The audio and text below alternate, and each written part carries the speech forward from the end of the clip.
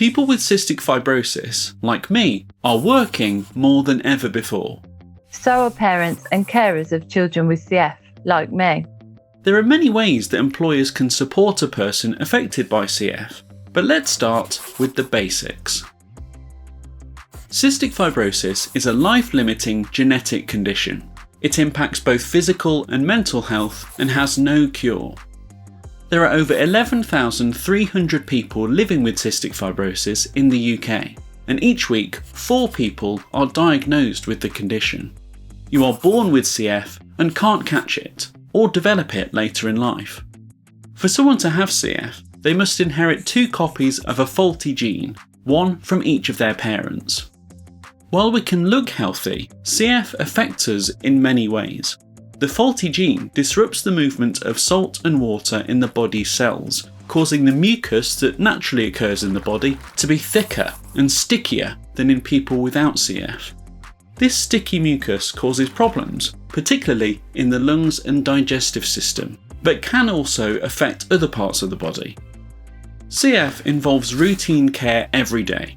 This is mostly done at home, but sometimes we need to go into hospital if we have flare-ups of our condition. Modern treatments for CF have improved the health of many people, although this isn't true for everyone. Research into new treatments is continuing all the time. People with CF are looked after by specialist NHS teams, which include consultants, nurses, dietitians, physiotherapists, and psychosocial professionals. Now, that should have given you a general understanding of cystic fibrosis, but everyone with CF is different. So how can you help your employee who is affected by CF to thrive at work? We're going to take you through some of the key things that employers should know in order to support someone with CF. Or someone who cares for someone with CF. Like we said, CF involves lots of treatment at home. Adults like me do this ourselves, and it's critical in keeping us well. For parents and carers like me, this is essential stuff we have to do every day for our children's health. Treatment routines can include things like tablets, nebulizers, or physiotherapy. By the time we start our workday, we've probably already done a load of treatment, and will likely be doing it again when we finish work. Most of us have been doing this treatment our whole lives and form daily routines around it, so we're used to juggling this while working. Remember how we said that cystic fibrosis causes the buildup of thick mucus in the lungs? Well, you may be able to hear the effect of this. People with CF often tend to cough a lot throughout the day, ranging from little throat clearings to much deeper, stronger coughs. While this might sound like a cause for concern, it can be helpful for people at work to understand that frequent coughing like this is actually normal for many people with CF. It doesn't necessarily mean we're unwell, or that we're spreading germs that will make our colleagues unwell. The mucus in the lungs can also build up in the digestive system, causing stomach aches or the need to go to the toilet quickly. Lots of us manage stomach issues with pills called enzymes that help digest our food, but getting these just right can be a bit of a delicate balance. Many people with CF also have a form of diabetes, which needs to be managed throughout the day. No matter how good we are at managing our CF, it can sometimes throw us curveballs.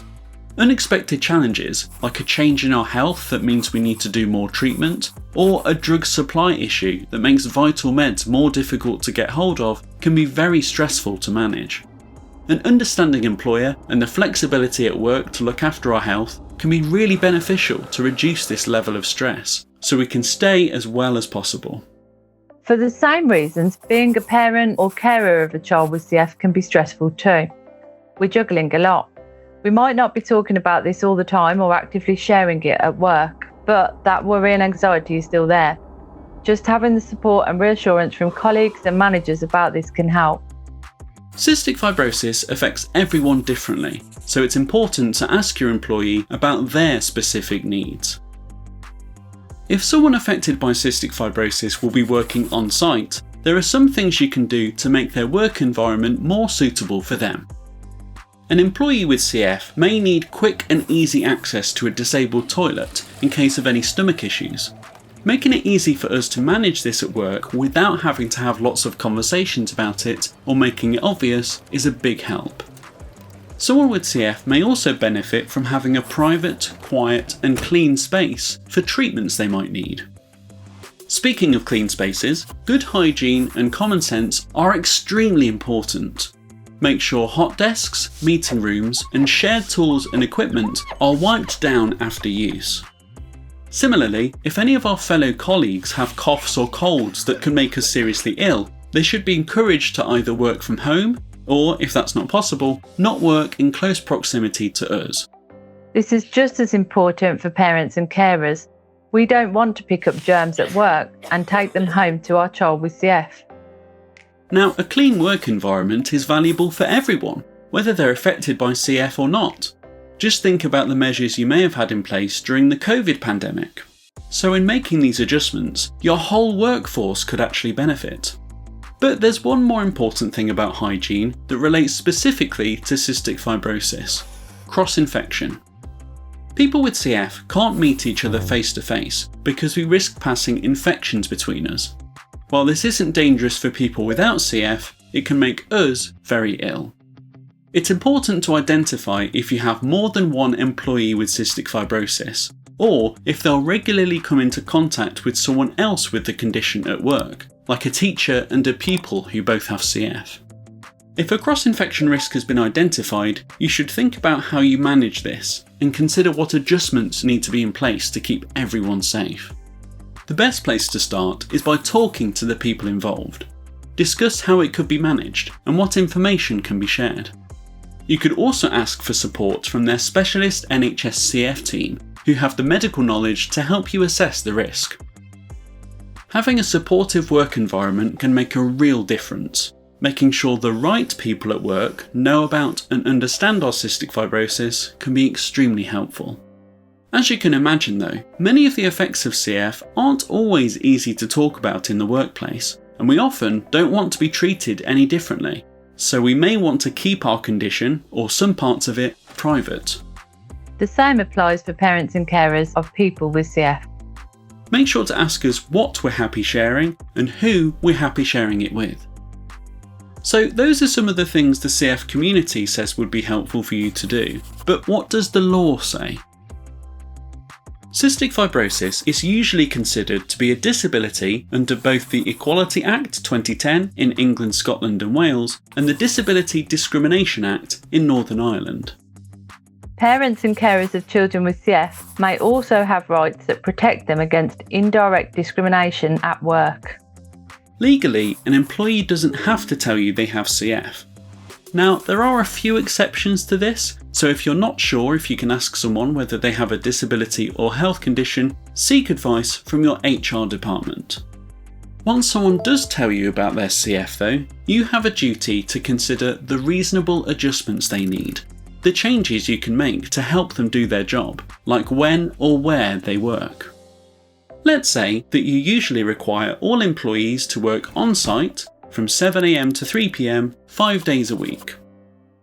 An employee affected by CF might be okay with working on-site most of the time, but leaving the house might be difficult for us if we're not feeling well, or when we want to avoid public transport or a busy workspace in peak flu season.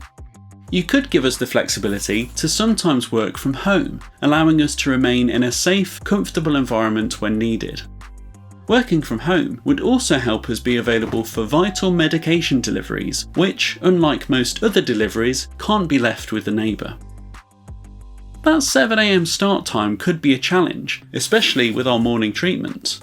Allowing the same number of working hours to take place any time during the day means still getting the work done, but also fitting in our all-important health admin. This can especially help if working from home isn't an option. Having the flexibility to change our hours would also help us stay safe from bugs by avoiding peak times on public transport. Within the working day, flexibility around when breaks and lunch can be taken could also help us manage blood sugar and energy levels. This would also make it easier for us to deal with things like popping to the pharmacy to collect vital medication. Which would be really helpful for parents and carers too. That 5-day work week could make us have to use holiday time or take unpaid leave to accommodate things like hospital visits. Reducing or compressing this to a 4-day week with flexibility to move those days around when needed could be hugely beneficial. Making sure we have the flexibility to take time off for individual appointments is really important. CF clinics, which we routinely attend, or take our children to, are always on weekdays. We're used to juggling these clinics around our other commitments, and although we don't get any choice when they are, we usually know the dates in advance. So, with some flexibility, we can balance our appointments with work. If we're doing shift work, you could support us to organise our shifts around clinic appointments. They're ultimately about us staying well, so really they're an investment in our continued health. Reasonable adjustments are individual to each person affected by CF and should involve a conversation with the employee to understand what support they need and what changes can be made. And remember, us parents and carers might benefit from these changes too. Knowing that we're doing all that we can to keep our child with CF well will reduce our worry and stress levels, supporting us to be more focused and more productive at work. Keep in mind that an employee's needs can change too, so it's important to be approachable and make your employee feel comfortable about raising changes in their health. This means you can make sure those reasonable adjustments are still working for everyone. So you've hopefully started to become a lot more familiar with cystic fibrosis, but remember, CF affects everyone differently.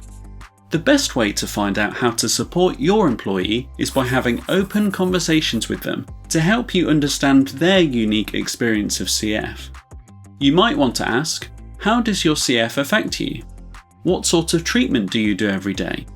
For parents and carers, you could ask, what's your child's daily treatment routine like? Who in the team do you want to share information with? What do you want them to know? And how can we support you in the workplace? Although being affected by CF comes with extra requirements, it also equips us with many useful skills. We're used to being organised, juggling a variety of important tasks, adapting quickly, and working together with a whole team of professionals towards a common goal. People affected by CF bring these valuable skills into the workplace. Supporting someone with cystic fibrosis, or a parent or carer of a child with CF, by listening to our individual needs, making reasonable adjustments, and having a better understanding of CF will help us thrive at work. If you want to continue learning about cystic fibrosis and how it can affect people in different ways, Cystic Fibrosis Trust has loads of helpful resources, including our Employment Stories series, showcasing people with CF in a wide variety of industries.